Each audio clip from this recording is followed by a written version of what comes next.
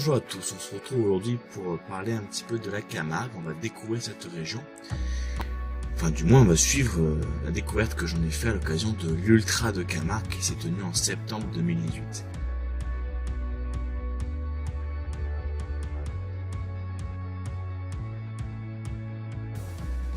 Et donc là, afin de me préserver pour la course, on parcourt un petit peu cette Camargue à vélo, au milieu déjeuner, et au cœur de la Provence, que l'on découvre immense, silencieuse, bercée par le vent et brûlée légèrement par le soleil. On découvre surtout aujourd'hui qu'il n'y a pas d'ombre en Camargue, et ça on verra tout à l'heure que ça a son importance. Donc là au matin de l'Ultra Trail, il est 7h du matin, tous bien frais, prêts, harnaché, gourde pleine, et on va y aller.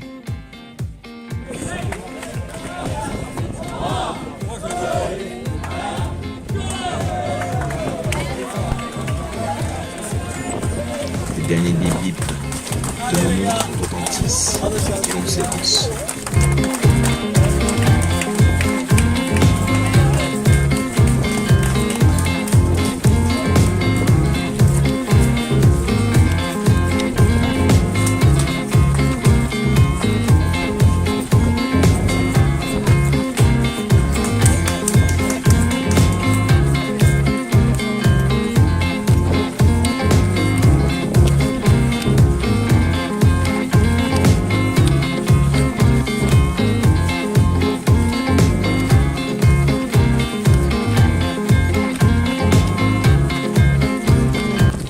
Et on se retrouve très rapidement au milieu des salins, à courir par groupe de 2, 3, 4, 5 personnes. Et essayer de trouver un petit peu notre foulée parce qu'on est très vite bercé par le vent. Un vent assez fort qui pour l'instant est de côté. Il nous bouscule un petit peu dans notre course. On essaie de se concentrer sur autre chose, surtout que très vite, on comprend que la course sera faite de très longues lignes droites.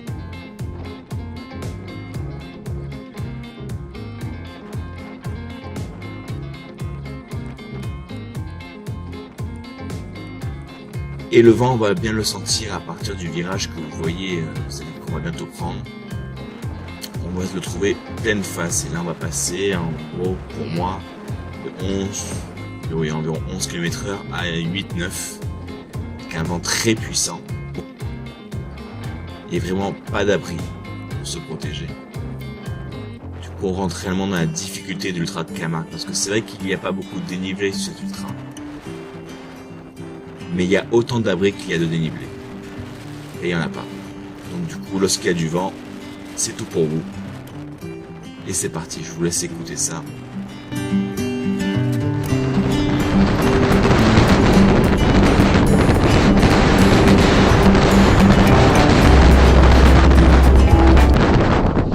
On se retrouve au 20e sur la première grande étendue de plage, puisque là on va devoir parcourir environ 3-4 km sur du sable. Alors, pour tous ceux qui ont déjà couru sur le sable, vous connaissez bien la difficulté.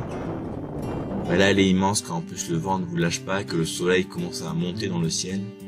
Un petit peu brûlé, un peu fatigué, 20 km, on a à peine fait 1/5 du chantier.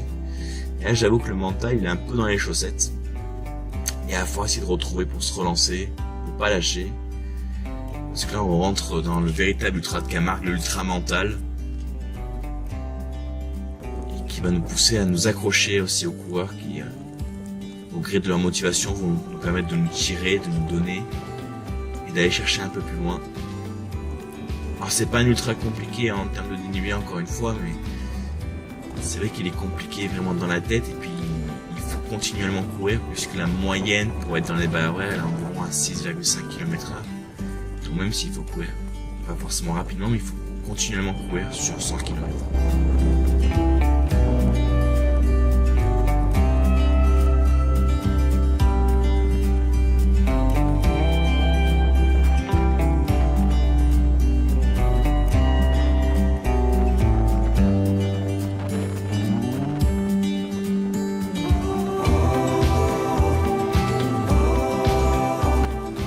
revient dans la civilisation, on voit des voitures, des vélos, des touristes qui acclament, qui nous disent tous qu'on est à 2 minutes, 200 mètres, 300 mètres, c'est au prochain virage, le ravito. Ah bah, sur toutes indications, on sont à prendre avec beaucoup de légèreté. Hein. Merci.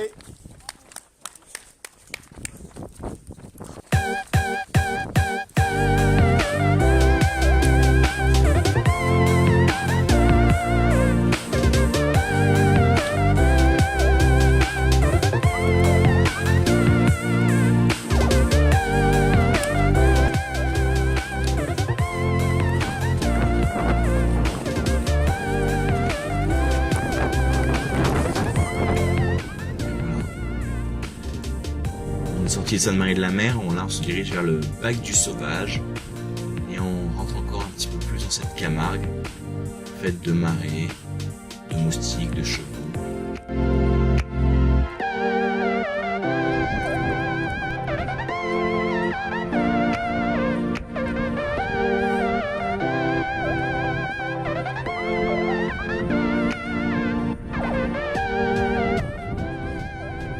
On traverse enfin le Rhône.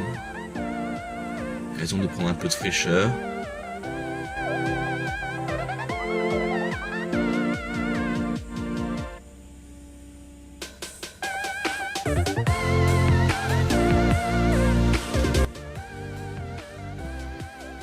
On se retrouve après la manade Reynaud. Rien que ces noms-là, manade. C'est bien qu'on ne colle la Camargue. Près des Flamands Roses, et là on va traverser à pied. Quel bonheur à ce moment-là de pouvoir délasser un petit peu les pieds fatigués dans cette eau claire et scintillante.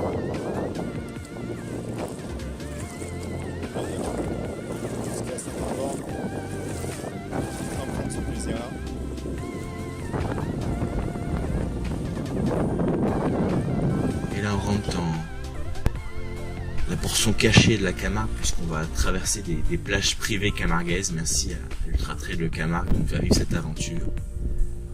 On a des paysages un petit peu mystérieux, un peu à la Robinson Crusoe.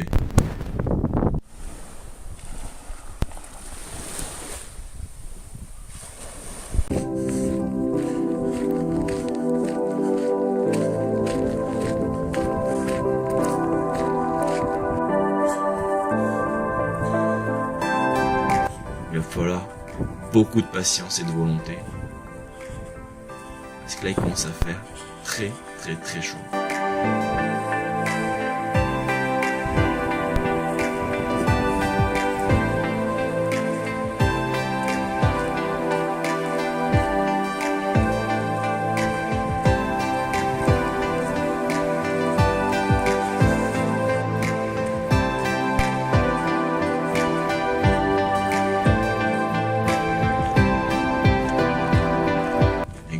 Qui sera marqué justement par ces grandes montagnes de sel. Hein. Et on arrive dans Aigues-Mortes à travers des petits chemins cachés.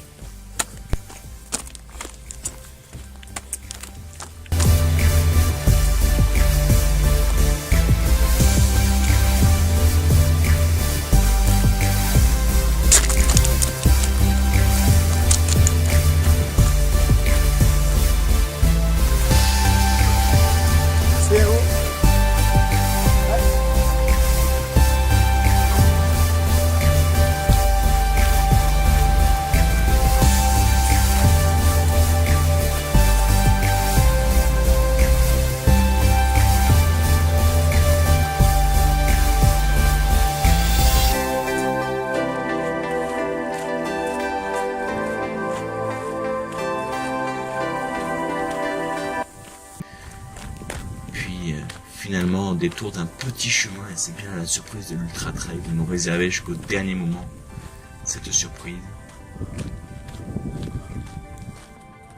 On s'y retrouve enfin. Voilà Aigues-Mortes. Voilà ces remparts tant attendus qui marquent la deuxième base de vie et le 80e kilomètre.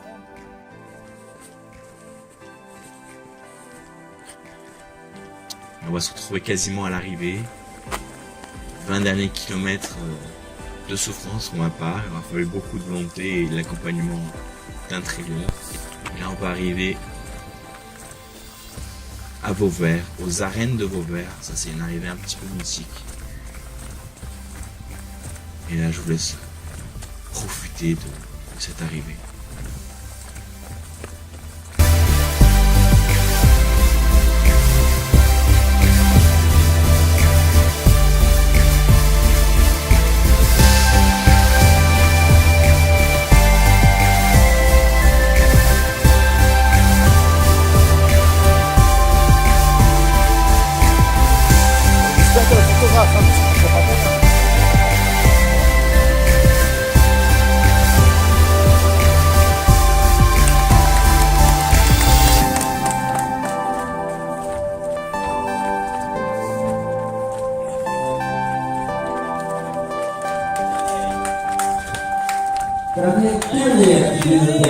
Bravo!